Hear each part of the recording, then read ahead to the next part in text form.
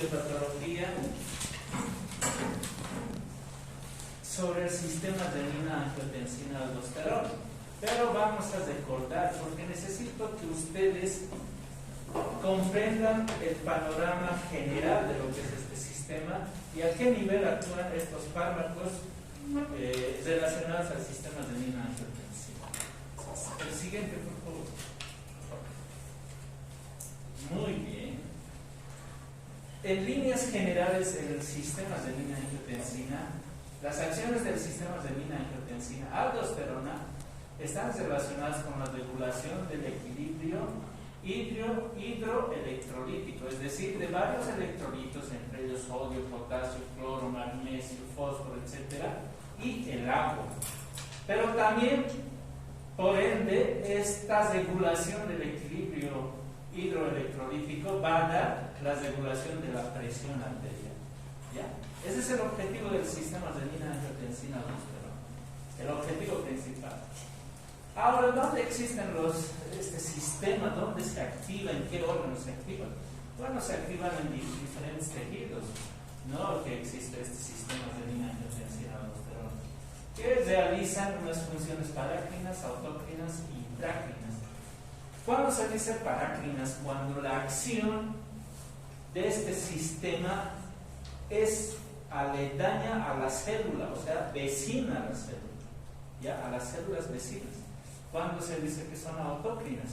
Cuando la acción es a la misma célula, es decir, los neurotransmisores, las sustancias se liberan al espacio extracelular y vuelven a hacer su acción en la misma célula. Se dice autócrinas. ¿Y cuándo se dice intrácrinas? Se dice cuando los neurotransmisores, los elementos, las sustancias que van a provocar su acción, no se liberan hacia el líquido extracelular, sino todo lo contrario. A nivel del citosol, ahí es donde ocurre su efecto o su acción de este tipo de sustancias o neurotransmisores. Por eso se dice intrácrinas. Son especialmente relevantes las acciones de dichos sistemas en la pared vascular del miocardio, del riñón, del sistema nervioso central y del tejido adiposo.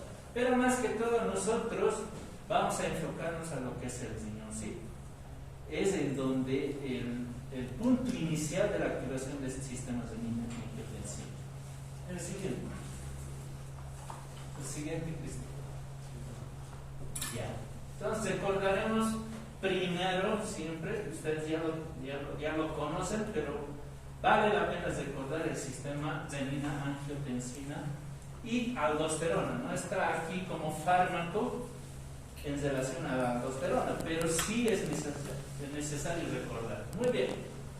¿Cuándo se va a activar este sistema y dónde va a empezar su acción o la acción o el desenvolvimiento de este sistema? Muy bien. A nivel del sistema extracelular, a nivel del medio interno o a nivel general del cuerpo humano, va a disminuir la presión arterial. Eso va a ser el punto de partida para que ocurra todos estos eventos que ven en la diapositiva. Entonces baja la presión arterial, va a activar aquí al riñoncito, al riñón. ¿Qué va a pasar en el riñón? Voy a anotar acá algunos aspectos muy importantes. Suelo hacer algunas veces.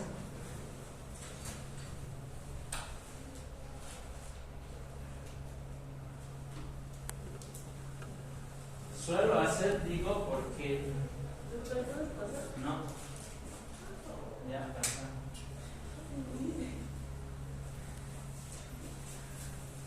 Suelo anotar esto. ¿Qué pasa? Ya que nos interrumpen, ¿no? Ya. Les dije, a ver, hay asienta aquí, hay asienta. ¿Cómo debe ser, por favor? Hemos dicho que este sistema se va a activar a nivel general cuando disminuye la presión arterial. ¿Dónde va a afectar al riñón? Ahí es donde se va a iniciar la activación del sistema adrenina-angiotensina-aldosterona. En el riñón. Pero el riñón es amplio, es muy grandote. Entonces voy a ir al lugar exacto donde se va a activar, a la nefrona. La nefrona también es grandota. Entonces voy a ir al lugar más específico de la nefrona.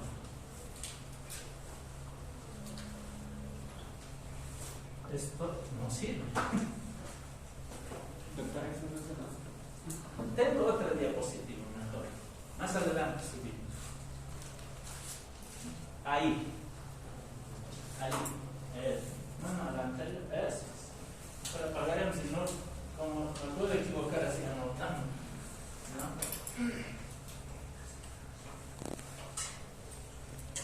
Entonces, ubicaremos esto. ¿Ya? El glomérulo renal es una parte de la nefrona. Ahora, un poquito recordar, la nefrona es la unidad funcional del riñón. O sea, si no hay función de la nefrona, no hay función del riñón. Entonces, la nefrona tiene sus partes: el glomérulo, túbulo contorneado proximal, el asa de Henle con su porción descendente, el callado, el ascendente, y el túbulo contorneado distal, y luego, por último, el túbulo colector.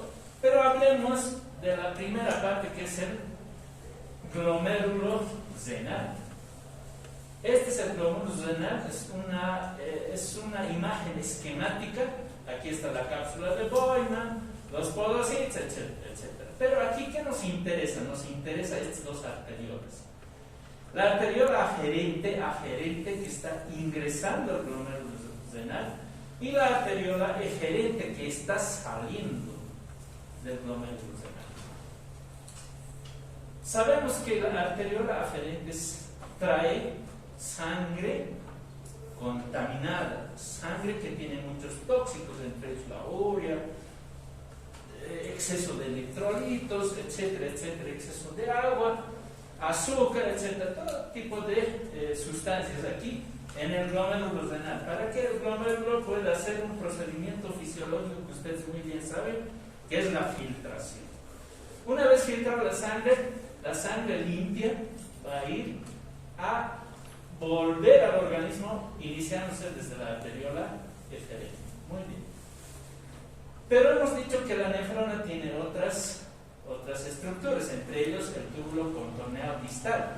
Y este sector, estas células que ven en forma circular, es una porción del túbulo contorneado distal. Entonces, todo este sistema se llama, ustedes muy bien lo conocen, el aparato yuxtaglomerular. Ahora, ¿cuáles son los componentes del aparato yuxtaglomerular? Los componentes son la porción terminal de la arteriola aferente y la porción inicial de la arteriola eferente, y la mácula densa, parte del túbulo contorneado distal. Estos tres componentes constituyen lo que es el aparato yuxtaglomerular. Entonces, ¿qué hace aquí? El aparato yuxtaglomerular, en particular la arteriola aferente, va a captar a través de unos receptores disminución de flujo sanguíneo renal, disminución de aporte de sangre al riñón. Eso va a captar. ¿Ya? Una vez captado eso, ¿qué va a producir? Ahí es donde se dice, o sea, ha captado porque la presión a nivel sistémico ha bajado, la presión arterial, ha bajado el volumen de sangre, el volumen de agua ha bajado a nivel de todo el organismo. Entonces, más finito capta a nivel del aparato yuxtaglomerular, a través de unos receptores captan, porque si a nivel sistémico disminuye el volumen, disminuye la presión arterial, a nivel renal también va a disminuir, a nivel cardíaco también va a disminuir, pero en particular a nivel renal, a nivel del aparato yuxtaglomerular, que es la encargada de capta y luego va a liberar una enzima. Nos iremos antes de esto. Antes. Eso.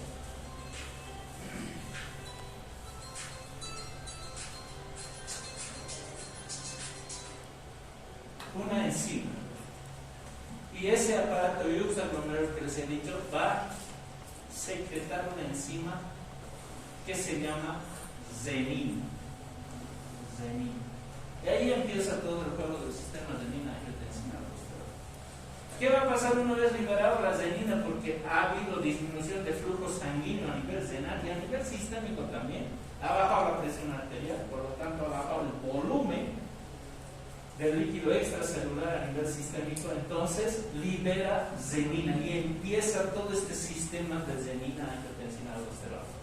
Una vez liberado la renina, va a estimular a nivel hepático, a nivel del hígado, para hacer su acción, para catalizar. ¿Qué es catalizar? ¿Alguien me puede decir qué es catalizar? ¿Se acuerdan de bioquímica?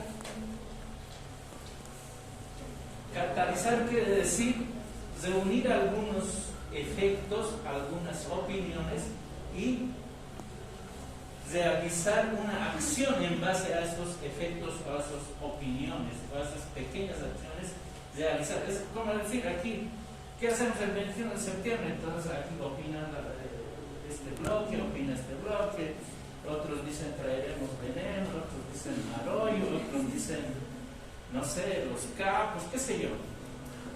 Y nosotros decimos, no, vamos a consensuar, ya, ¿quién gana? Ya, veneno.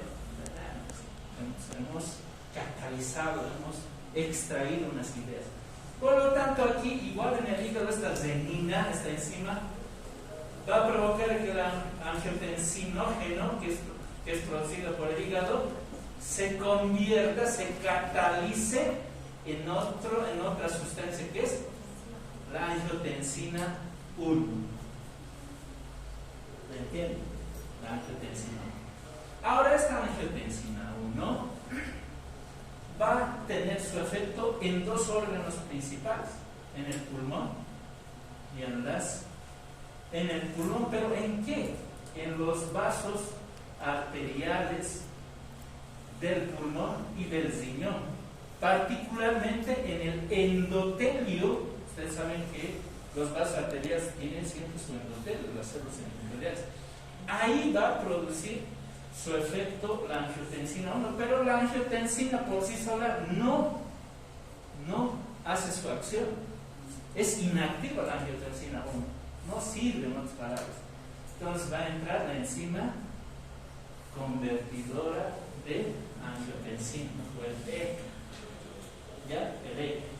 ¿Qué va a provocar a nivel de las células endoteliales, de los capilares y de las arteriolas del pulmón y del riñón? ¿Qué va a provocar? Que se convierta en angiotensina 2. Recién la angiotensina 2 es la forma activa del sistema renina-angiotensina-aldosterona. La angiotensina 1 nada que ver, no tiene acción, es inactivo, siempre va a ser inactivo.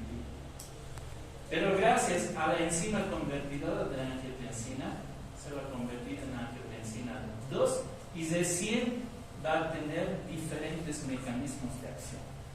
¿Cuál va a ser uno de los mecanismos de acción de la angiotensina 2? A nivel arterial del riñón va a provocar una vasoconstricción. A nivel arterial. A nivel, particularmente en el riñón, ¿qué va a provocar?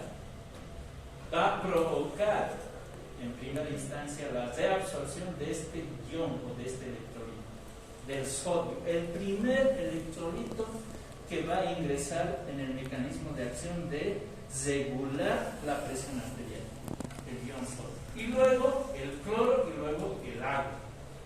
O sea, va a reabsorber estos tres elementos: agua, cloro y sodio. ¿Y qué pasa con el potasio? ¿Qué va a hacer con el potasio? Va a hacer que se secrete el potasio. Es otro fenómeno fisiológico que ocurre a nivel de la nefrona. Ahora, ¿en qué sector de la nefrona? Hemos dicho que la nefrona es muy larga, es muy grande. Entonces va a ocurrir a nivel del túbulo colector y la porción terminal del túbulo contorneado distal. Ahí es donde va a ocurrir estas acciones gracias a la angiotensina 2. no solo va a ocurrir eso, o sea, a través de la reabsorción de sodio, de la reabsorción de cloro y de agua, ¿qué va a hacer? Y a través de la vasoconstricción arterial, el objetivo es provocar la subida de la presión arterial. Al producir vasoconstricción, o sea, disminuir el lumen o el diámetro de los vasos arteriales o capilares, va a provocar que la presión aumente a nivel sistémico. Ese es el objetivo principal a través de estos mecanismos de reabsorción y secreción de potasio. Muy bien. Aparte de eso, también va a activar al sistema simpático. Va a regular el sistema simpático, que también es un coadyuvante para poder regular la presión arterial. Ahora, esto es lo importante. Cuando yo hablo lo importante es quiere decir que va a haber algo en el examen, ¿no? La angiotensina 2 no solo va a actuar a nivel del riñoncito, claro, es el primer mecanismo de acción, es el primer objetivo para poder regular la presión arterial, pero va a ir al cerebro, al sistema nervioso central, va a ir a la hipófisis. Ustedes saben que la hipófisis, por anatomía, saben que tiene dos regiones, una neurohipófisis y una adenopófisis, una anterior y una posterior. En la posterior se van a secretar dos hormonas importantes, pero la otra no me interesa mucho, me interesa es la ADH, la hormona antidiurética. Va a estimular que secreta la neurohipófisis, la ADH, y esta hormona antidiurética va a ir a través de los vasos arteriales igualmente a nivel del túbulo colector, ya no en el túbulo contenedor distal, sino a nivel del túbulo colector. La ADH, ¿qué va a hacer? Reabsorción de agua. Otro mecanismo para poder regular la presión arterial. Ahora, hemos dicho que la angiotensina 2 hace esas cositas. ¿Para qué? Para regular la presión arterial. Ahora, puede que con esos sistemas que hemos dicho, con esas acciones que hemos dicho de la angiotensina 2, no se pueda regular al 100%. Va a recurrir a otra hormona mineral que se secreta a nivel, aquí no está, ¿dónde está? No está. Que se secreta a nivel de la glándula suprarrenal. ¿Dónde se encuentra la glándula suprarrenal? Encima del riñoncito, ¿no? El gorro frigio o el gorro de Napoleón, esta forma tiene la glándula suprarrenal. Ahora recordemos un poco de la glándula suprarrenal. La glándula suprarrenal tiene una corteza y una médula. La corteza se divide en tres capas: una capa glomerular, fascicular y reticular. La glomerular, que es la más externa, luego la fascicular y la reticular, la corteza, y la médula, solo la médula. Ahora, cada una de estas capas secreta unas hormonas. La glomerular es la que va a secretar la aldosterona, que es otro elemento, otra hormona importante que va a ayudar a regular la presión arterial. En la capa reticular, ¿qué se secreta? También me puedes decir. En la glomerular hemos dicho que se secreta la aldosterona, la que nos interesa. En la fascicular, el cortisol. En la reticular, los andrógenos. Para los varones, el estimulador o la hormona preestimulante de los espermatozoides, y en las mujeres, los estrógenos. Y en la médula se van a secretar dos hormonas que ya hemos llevado los fármacos en el primer lot: la adrenalina y la noradrenalina. Muy bien, eso es recordando, ¿no? Porque eso ya sabemos. Pero aquí, ¿qué nos interesa? La cortical, la capa glomerular, donde va a secretar, en la cual se va a secretar la aldosterona. Ahora, ¿qué va a hacer la aldosterona? ¿Cuál es su mecanismo de acción de la aldosterona? La aldosterona también va a coadyuvar en la regulación de la presión arterial a través de un mecanismo que va a ser la... ¿Quién se acuerda? Eso ya lleva a otro tema, que no es de este tema. ¿Alguien ya ha dado las teóricas? Algún docente sobre la aldosterona. ¿O no Entonces la aldosterona, ¿qué va a hacer? Casi similar a las acciones de la angiotensina. ¿Ya? Va a ayudar a la reabsorción de sodio y la secreción de potasio. Así de fácil. Con ese mecanismo, el organismo es tan sabio y tan hermoso de estudiar, yo digo la medicina, ¿no? Así hay que quererlo la medicina, que tiene sus mecanismos de regulación para poder mantener en homeostasis nuestro organismo, nuestro medio interno, el espacio extracelular. Y a través de ese mecanismo se regula la presión arterial. Ahora, todos esos mecanismos, ¿qué hacen? La adenina se seguirá secretando. Yo ya no, porque ¿cuándo se secreta la adenina? Cuando baja la presión, cuando hay disminución de volumen de sangre a nivel renal, cuando disminuye el flujo sanguíneo renal. En ese aspecto o en ese caso es que se secreta la adenina. Pero cuando ya ha ocurrido todo este mecanismo de compensación, deja de secretarse la adenina. Por lo tanto, se ha regulado la presión. Ahora, ¿en dónde ingresarán pues nuestros medicamentos de fármacos sobre el sistema renina-angiotensino? Dos grupos de medicamentos que hoy vamos a ver.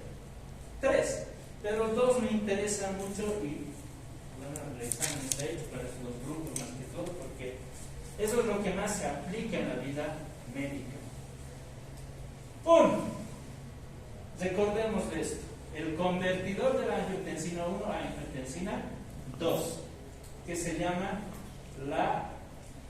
los inhibidores de la enzima convertidora de la angiotensina, los IECA.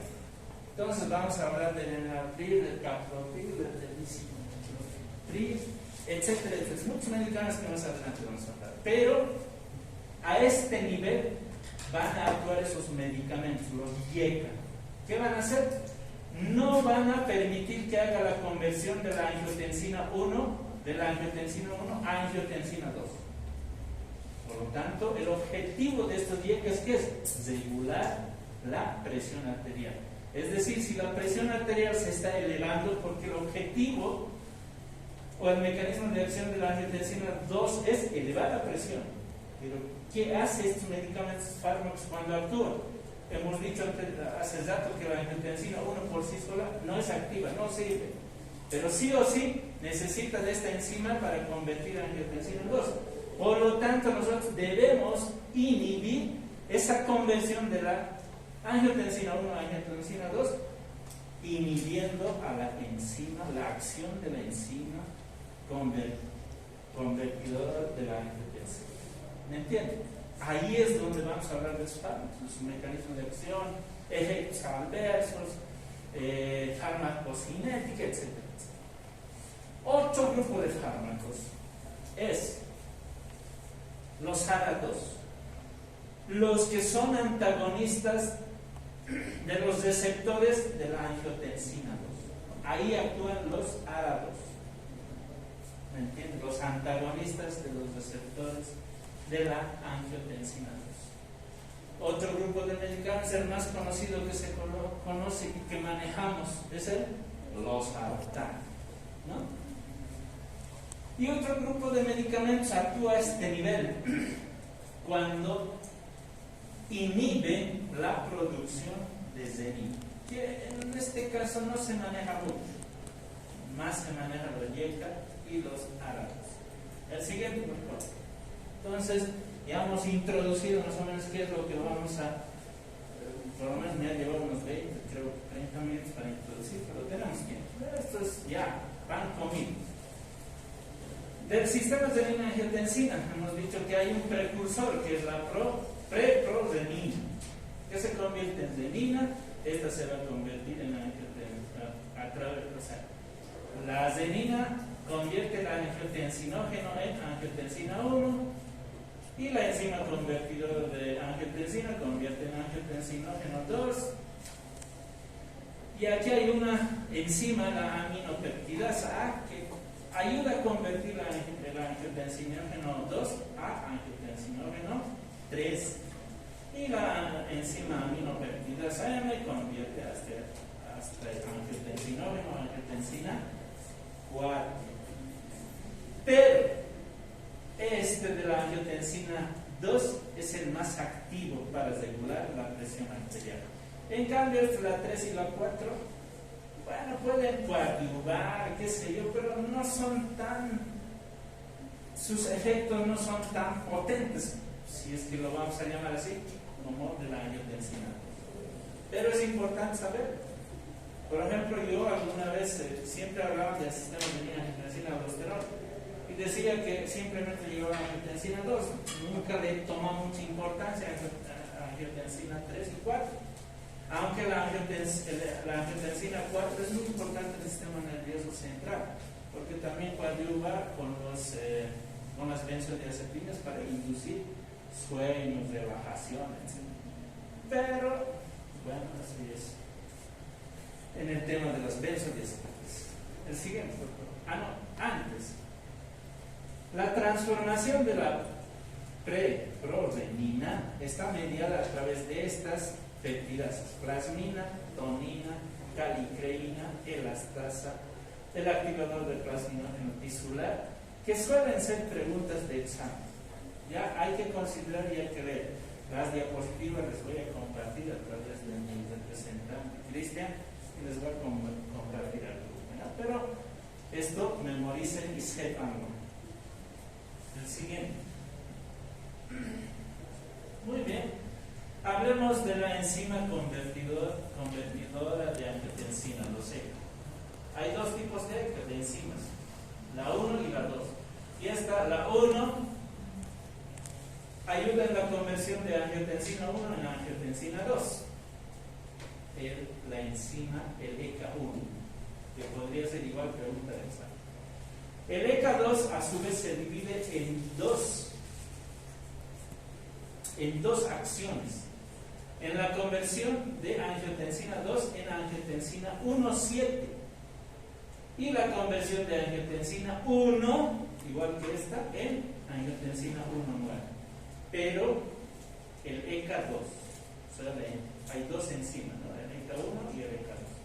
El ECA2 es el que ayuda a convertir de la angiotensina 1 a angiotensina 1,9. Que también el objetivo de esta angiotensina 1,7 y el 1,9, que es el más importante, el 1,7, ayuda a regular la presión arterial, coadyuva en la regulación de la presión arterial. Aquí es todo el sistema que hemos visto, ¿no? Los receptores, que más adelante vamos a ver mucho. Siguiente. Ahora, hay receptores específicos para la conversión a nivel del sistema renina-angiotensina, más particularmente para el renina. La manosa 6-fosfato y la prorenina. ¿Ya? Son dos receptores que por conocimiento debemos saber, pero no hay nada importante que destacar en esto, ¿no? Son receptores para la renina, receptor de aclaramiento de prorenina y renina, y la prorenina identificada en células mesangiales a nivel de aparato yuxtaglomerular. Siguiente. Bueno, aquí es lo mismo, el siguiente esquematizado. Muy bien, es importante. Los receptores de la angiotensina 2. Esto es importante. Los receptores de la angiotensina 1 a su vez se subdividen en receptores de la angiotensina 1A y 1B de la angiotensina 2. Se localiza principalmente en los vasos sanguíneos, como hemos dicho. Ahí es el objetivo de poder hacer vasoconstricción y regular la presión arterial. En el riñón, ya sabemos, en el corazón, sí, también a nivel de las células miocárdicas. En el cerebro también, en los vasos pequeños del cerebro, el útero, los adipocitos, el ovario, el vaso y el pulmón. Ahí tiene su mecanismo de acción de los receptores para la angiotensina 1. Pero la 1A es abundante en el riñón y a nivel glandular. Los receptores de la angiotensina 2, 1A, y los receptores de la angiotensina 2, 1B, son abundantes a nivel postganglionar del sistema nervioso periférico. Siguiente. Hablemos un poquito de los receptores 2, de la angiotensina 2. Se han detectado fundamentalmente en tejidos embrionarios o en crecimiento, y en individuos adultos se han encontrado en la pared vascular, sí, es cierto, en las glándulas, como había dicho anteriormente, en el sistema nervioso central, en el miometrio, en los folículos ováricos. Lo mismo estoy abundando, digamos, en esta diapositiva. El siguiente. Igual, lo importante es saber que los receptores AT1 y las 2, el AT1 más predominante para provocar vasoconstricción, acción proliferativa a nivel del miocito, endotelio y pared vascular, y liberación de neurohormonas, la aldosterona, la adrenalina, la noradrenalina, etc. Y la AT2 son moduladores de la AT1, provocan vasodilatación, acción antiproliferativa. Ya no es como conocimiento general, seguiremos. Ya. Ahora, también existen, como habíamos mencionado al principio, que la angiotensina se divide, no solo llega hasta la 2, sino la 3 y la 4. Y también la angiotensina 1,7 y 1,9. La 1,7, que es la más importante, igualmente coadyuva en la regulación de la presión arterial. Ahora, la angiotensina 3, que ejerce su acción a través de los receptores AT1, sus acciones son similares igualmente, como les dije, igual similares a la angiotensina 2. La angiotensina 3 estimula la proliferación de astrocitos, astrocitos, a través de la activación de receptores T1, ¿no? La 4 ejerce su acción a través del receptor AT4. Las acciones de la angiotensina 1,7 están mediadas a través de la interacción con un receptor particular que se llama receptor MAS. Siguiente. Mecanismo de acción de la angiotensina 2 sobre el sistema nervioso central y sobre el sistema nervioso periférico. Hablaremos en esta diapositiva sobre el sistema nervioso central. ¿Qué va a hacer? Participa, dicen, en procesos tan diversos como relacionados con la memoria, la atención, el comportamiento, la regulación vasomotora, la secreción de vasopresina o aldosterona, el mecanismo de sed y la secreción de la ACTH. Es una hormona que está secretada igualmente por la hipófisis, ¿no? Se ha demostrado la existencia de receptores AT1 en zonas del sistema nervioso central, como el área postrema, el bulbo raquídeo, o sea, en el sistema nervioso central medio, ¿no? El área preóptica, los órganos circunventriculares, etc. Más que todo en el sistema nervioso central, como dice su nombre, ¿no? En estas áreas. En estas áreas se desencadenan una serie de acciones relacionadas con la regulación. Igualmente, el objetivo siempre va a ser regular la presión arterial y regular el equilibrio hidroelectrolítico. El siguiente. A nivel del sistema nervioso periférico, ¿qué va a pasar? Ya va a potenciar la actividad del sistema nervioso simpático a través de los receptores AT1. Pueden amplificar también la acción vasoconstrictora de la angiotensina 2.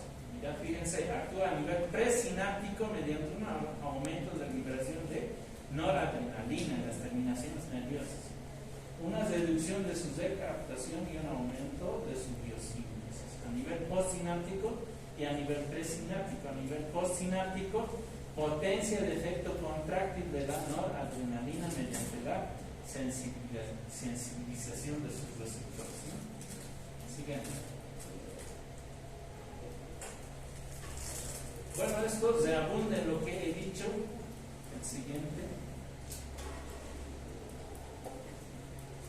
Igual a nivel cardíaco ejerce efectos inotrópicos y cronotrópicos positivos y que va a conducir al aumento del volumen minuto y por ende al aumento del gasto cardíaco.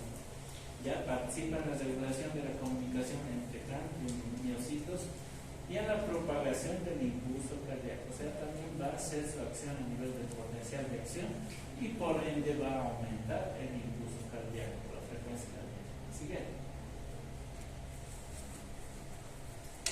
Sobre el riñón. Sobre el riñón, hemos dicho, va a reducción del flujo sanguíneo renal. Al aumentar la presión arterial, puede de alguna forma reducir el flujo sanguíneo renal, aunque cuando se reduce se activa la secreción de la adenina, y el objetivo de la adenina saben que es al final aumentar la presión arterial. Aumenta la presión intraglomerular, hace que se reabsorba a nivel tubular sodio, sabemos que es eso, a nivel del túbulo colector y a nivel del túbulo contorneado distal en su extremo terminal. Sobre las glándulas suprarrenales, ¿qué va a hacer? Va a hacer que se sintetice y se libere la aldosterona, ya lo vimos. Liberación de catecolaminas también a nivel de la médula de la glándula suprarrenal, va a hacer que se libere la adrenalina y la noradrenalina. El siguiente. Muy bien. Inhibidores de la enzima convertidora de angiotensina. Ahora los medicamentos o los fármacos que van a hacer su acción a nivel de la enzima convertidora de la angiotensina, es decir, de la conversión de la AT1 a la AT2. Muy bien. Historia. Bueno, un poco de historia. Bueno, ¿cuándo se ha descubierto esto? En 1960. Que un veneno de la serpiente inactiva a la bradicinina. La bradicinina es un estimulante del dolor, ¿ya?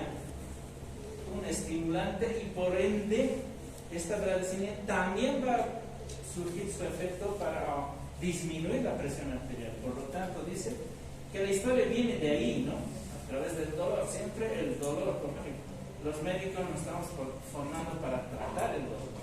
Y en el año 1977, Ondetti y Kuzman, que son los científicos que han desarrollado el primer IECA.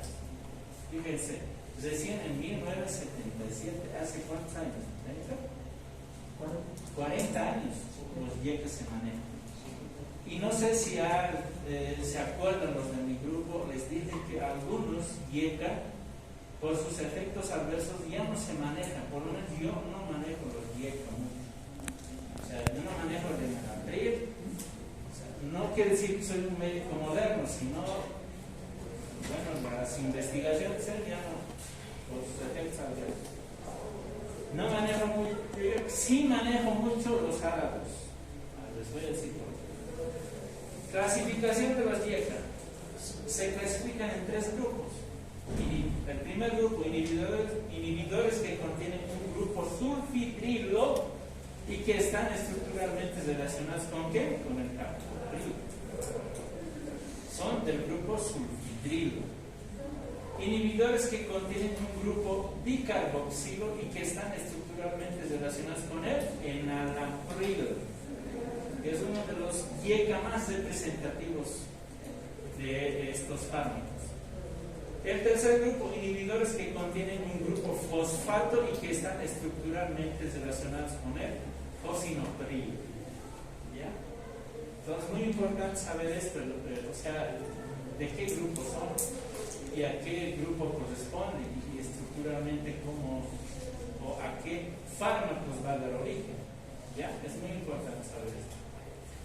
Siguiente. Ahora ahí están, más que todo, el grupo de los inhibidores que contienen un grupo dicarboxilo y que están relacionados con el enalapril. Son varios medicamentos, varios fármacos. El benacepril, el dilapril, mixipril, quinapril, zandolapril, ciladrapril, espilapril, lisinopril y el perindopril, zamipril. O sea, del enalapril, varios derivados. El que más se usa es el enalapril y el lisinopril. Siguiente. O sea, en ese grupo nomás hay distintos fármacos. El siguiente. Muy bien. Mecanismo de acción. Inhibición de la enzima convertidora de la angiotensina. De hecho, ahí es donde tanto tisular como circulante. Bloquea la cascada del sistema renina-angiotensina. Sí, es cierto, ¿no? Va a bloquear todo el sistema global. Lo va a poner un stop ahí, a ese nivel de la conversión de la angiotensina 1 a la angiotensina 2. Impide la transformación de la 1 a la 2. Todo lo que he dicho. Siguiente. Inhibido de farmacocinética. Fíjense que repetir todo esto hasta las 8, pero no. Ustedes van a leer. ¿Qué es lo que más se pregunta en examen?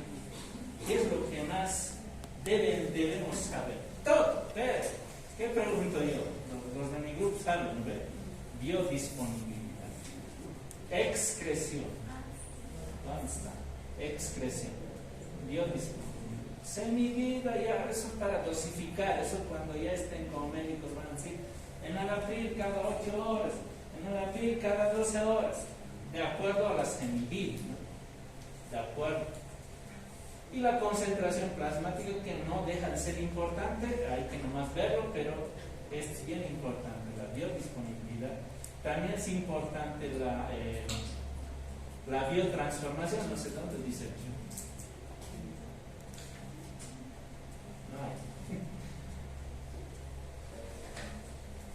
Muy bien. Entonces, consideren esto, estudiarlo, consideren repasarlo un poquito así bien en detalle, ¿ya? Más que todo del captopril, del enalapril y del lisinopril. El siguiente. ¿Qué más se manejan los fármacos? Ahora, inhibición, lo mismo, esto es abundante. Voy a mencionar estos que están en ese cuadro amarillo. ¿Cuál es el efecto general de los IECA? Efecto vasoconstrictor, ya hemos dicho y lo volvemos a repetir. Un efecto diptosegénico, una liberación de la vasopresina, igualmente secreción de la aldosterona, aumento de la frecuencia y contracción cardíaca, estimulación, potenciación del tono simpático, hemos dicho que a nivel simpático igual va a regular. Hay una reducción de la hemodinámica renal, de la diuresis, de la natriuresis. ¿Por qué? Porque vas a absorber sodio, vas a absorber agua, por lo tanto va a disminuir, va a reducir. Hay un crecimiento y la proliferación de diversos tipos celulares que van a coadyuvar en la regulación, justamente en el aparato yuxtaglomerular, para que secrete más renina. Porque si la mácula densa y el aparato yuxtaglomerular no va a estar en una función adecuada, no va a secretar renina, y si no secretas renina, no va a regular la presión arterial. Por lo tanto, por eso debe haber un crecimiento adecuado y proliferación de distintos tipos celulares a nivel de aparato yuxtaglomerular.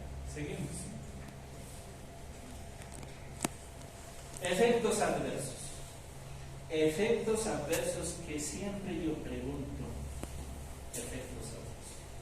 El primer efecto adverso que sí o sí debemos considerar, y he visto yo casos en servicios de emergencias, es el angioedema.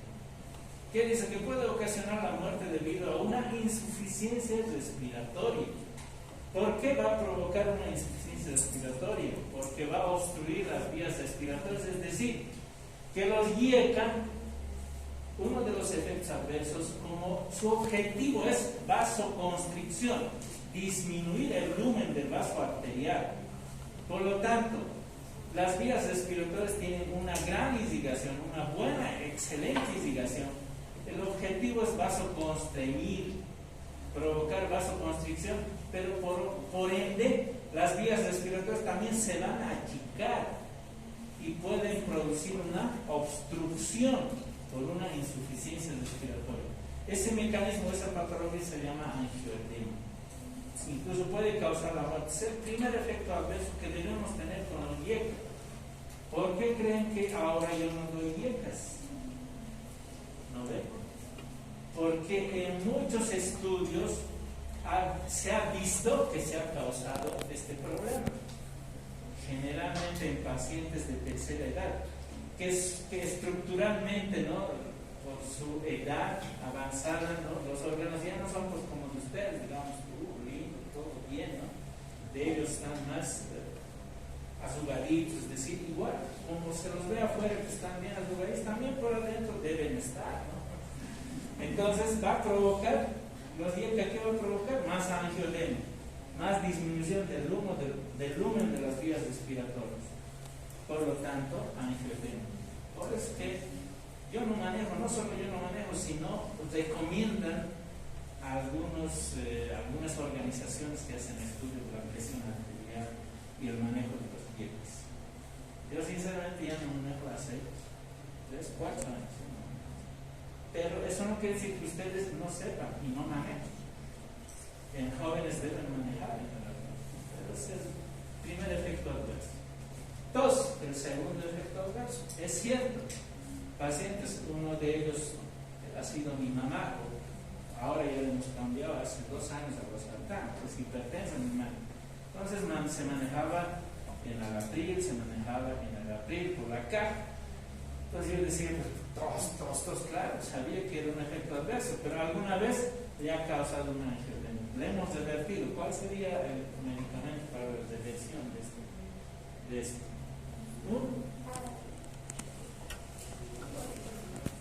Un corticoide desinflamante, el más famoso, el dexametasona o la hidrocortisona. O sea, puede causar un efecto parecido a una hipersensibilidad, al igual que causa la penicilina. Parecido, pero no es. Luego otro efecto, hipotensión. Hipotensión puede causar los dientes. Hipotensión se observa tanto en pacientes con insuficiencia cardíaca como en pacientes con hipertensión grave. En un paciente hipertenso que tiene en la altura, la mayoría, el 80%, 70-80%, somos hipertensos en algún momento de nuestra vida. Nos ponemos hipertensos. Y ahí que nos den un INYECA, ¿para qué sirve el INYECA? Para elevar la presión, más hipertensión. ¿Qué puede provocar una complicación? Un accidente vascular cerebral, una preembolia, una embolia, etcétera, etcétera. Por lo tanto, hay que tener mucho cuidado. Hiperpotasemia. Hemos dicho que el objetivo del sistema de angiotensina, más que todo la angiotensina 2, ¿qué es? Secreción de potasio. Y el potasio, que tiene un valor extracelular, un valor en el medio interno de ¿cuánto? De 3 a 5 miliequivalentes litro. Cuando se secreta o no se deja salir potasio, ¿qué puede provocar? Una taquicardia, un infarto agudo en el miocardio, una fibrilación ventricular, etcétera, etcétera, y muerte. Un infarto agudo en el miocardio. Entonces, puede ser también, los IECAS pueden provocarse.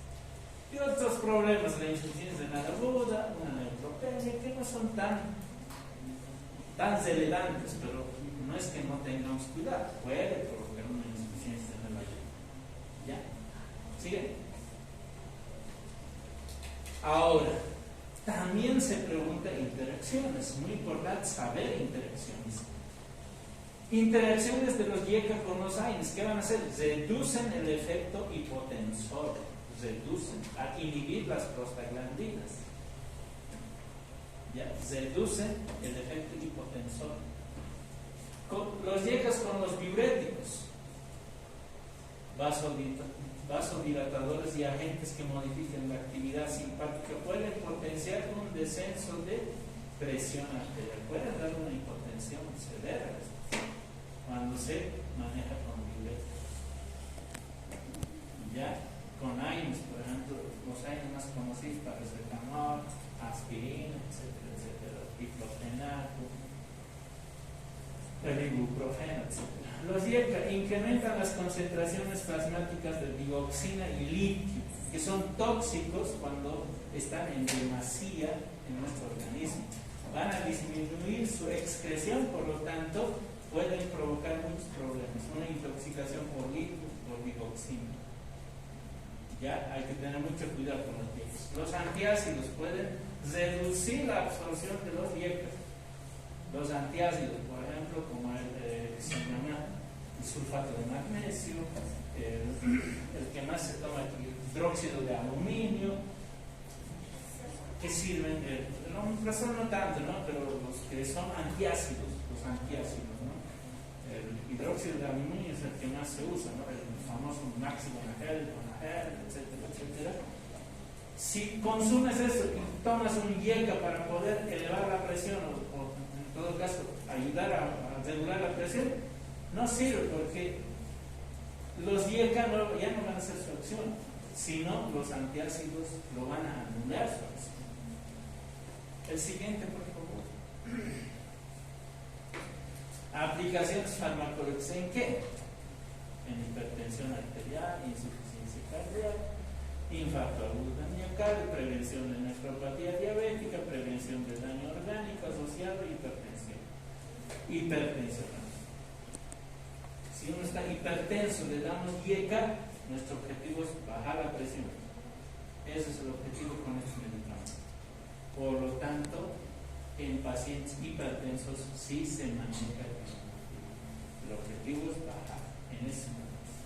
En insuficiencia cardíaca también, cuando hay mucho volumen el corazón empieza a sufrir y empieza a aumentar el gasto cardíaco, puede provocar una hipertrofia ventricular, puede provocar una taquicardia ventricular y puede provocar una insuficiencia cardíaca.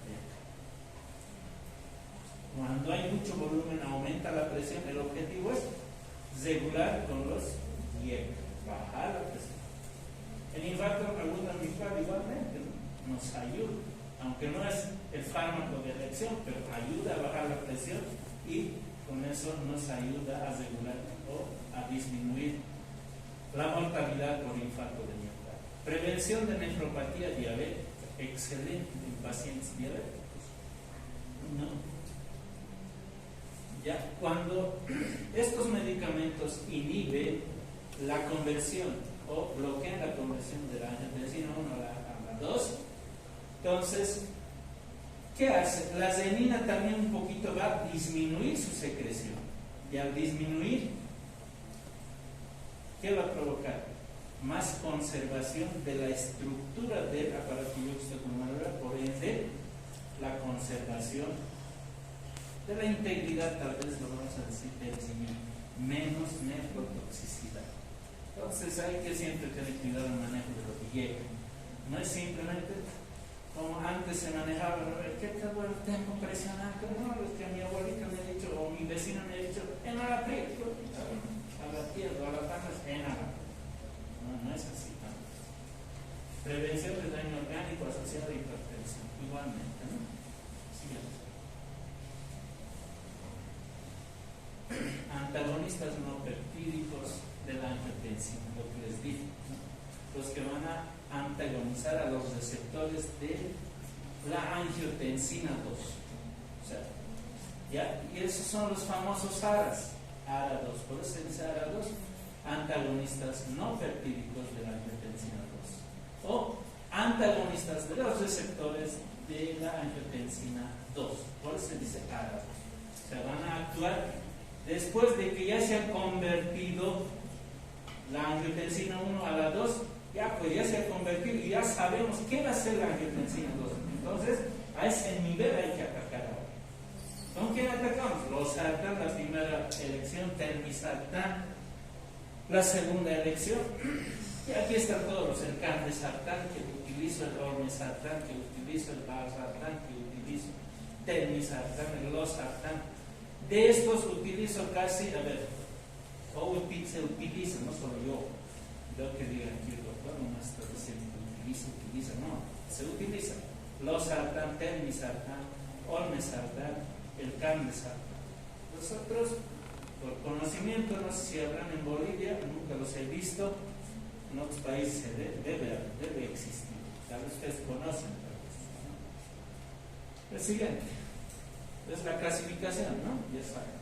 Farmacocinética, igualmente hay que hacer una lectura detallada de cada uno, pero más que todo tomar nuestra atención a la biodisponibilidad y a la eliminación, sin olvidar la concentración plasmática. La dosis todavía no. Seguiremos. Efectos farmacológicos de los ARA2. Bloquean selectivamente, imagínense, bloquean selectivamente los receptores AT1, el que habíamos visto cuando se manejaba con los yecas. El AT1, selectivamente. También pueden bloquear los receptores AT2. Los que antagonizan de manera similar a ambos tipos. También hay otro grupo de medicamentos que antagonizan ambos tipos. Algunos son selectivos para AT2, para AT1 y para AT2. Pero también hay fármacos que son selectivos para ambos tipos de receptores. Siguiente. Ahí está. 2. Los que bloquean los receptores AT2, el que más nos interesa. Fíjense, ahí está el famoso losartán, está el telmisartán, está el candesartán, los tres que yo uso, o que se usa, ¿sí? El valsartán, también el irbesartán. Estos 5 medicamentos sí o sí debemos saber. ¿Por qué? Porque son los que más se manejan en la experiencia clínica, experiencia profesional, en el trabajo médico. Siguiente. Reacciones adversas de los árados. No provocan tos. Pues ya saben por qué no uso el IECA y el losartán. No provocan tos. Y la incidencia de edema o el angioedema es menor. Entonces, ¿cuál yo elijo? A ver, yo puedo elegir. O sea, ustedes me pueden decir, no, yo elijo los IECA en el Alapril. ¿Por qué? Porque siendo la angiotensina 1 no dejo que se convierta en AT2, elijo es mejor, porque si ya se ha convertido, hay la probabilidad de que provoque hipertensión arterial. Entonces yo antes le bloqueo, ¿no? Estrategia, pues puede ser, eso es cada uno, ¿no? Sabe qué hace, pero yo por sus efectos adversos de los IECA no dejo nomás que se convierta en angiotensina 2 y ahí es donde ataco. ¿Por qué? Porque me provoca menos efectos adversos. O sea, así debo analizar todos los fármacos, chicos. ¿No? Riesgo-beneficio. Lo bonito sería antes que se convierta inactivo nomás en AT1 que se quede, ya, ¿qué me importa? Pero me puede provocar reacciones adversas. Es uno de lo que yo puedo, digamos, en mi experiencia, hablarles, ¿no? Tienen efectos patológicos diversos sobre el desarrollo fetal. Ya aquí también ya me complica, ¿no? En las mujeres embarazadas, ¿podré manejar? En una preeclampsia y eclampsia, ¿podré manejar? No.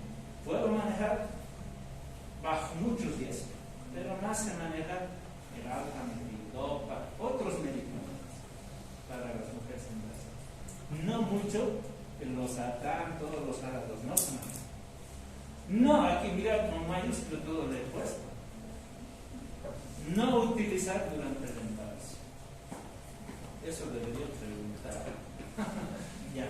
Emplearse con cierta precaución puede producir hipotensión. Ahí es también otro riesgo, ¿no? Cuando el losartán, generalmente la dosis es 1 por día. Cuando la presión es muy inestable, mayor a 160, 170, 180 la sistólica, sí se usa cada 12 horas. Más no, ya no se usa cada 8 horas. Cuidado que le estén dando a alguien losartán cada 8 horas. Es el doctor, ¿no? Ya, nada que ver. Entonces, lo más regular que se usa es 1 por día, de 50 milígramos. Y los que pasan los 150, 160 milímetros de mercurio, la presión sistólica, sí se puede usar cada 2 horas. Pero, cuando alguien te dice, cada 8 horas, puta, qué lindo doctor, ese doctor ha bajado la presión, así, hablo, qué capo, no es que sea capo. Aquí puede provocar una hipotensión, oliguria, nefrotóxico, estás arruinando su riñón. Hipotensión, le puedes mandar a la tumba. La hipotensión, a ver, una comparación entre hipotensión y hipertensión, ¿cuál es la más fregada? La hipotensión, yo he tenido pacientes donde laburo yo, pacientes hipotensos que han hecho un coma. Eso lo tienes que atender rápido. La hipertensión, puedes ir a comprar a la ceja de los ataques, traer, dar. Mañana incluso le puedes todavía, aunque no lo deberías. Pero la hipotensión es en el momento, así. Fatal. Entonces, puede provocar la hipotensión. También otro de los cuidados que debemos tener. Puede ocasionar hiperpotasemia, lo mismo que les dije, ¿no? Y si hay hiperpotasemia, ¿qué va a provocar? Cargue mucho potasio, fibrilación ventricular, auricular, paro cardíaco, insuficiencia cardíaca. En pacientes con nefropatía o en pacientes que toman complementos de potasio o diuréticos ahorradores de potasio, en esos pacientes puede provocar hiperpotasio. Siguiente, por favor. Estudiar medicina es lo más parecido al amor en este mes del amor. Sufres y sigues sufriendo y vas a seguir sufriendo. Cuando usted se gradúe, sea médico, hay que rir de ese alimento, ¿no, señor? Seguimos estudiando, seguimos actualizando, seguimos sufriendo. No vamos a ir a los cumpleaños de tu hijito, de tu enamorada, de tu esposa. Así es medicina, pero jamás dejas de quererla. Es bonito cuando te lo pinta bonito la medicina. Y bueno, tal vez con algunos muchachos no nos veamos en este 21 de septiembre. Trataremos de sentirnos orgullosos y felices de que estamos en esta carrera. Chicos, gracias.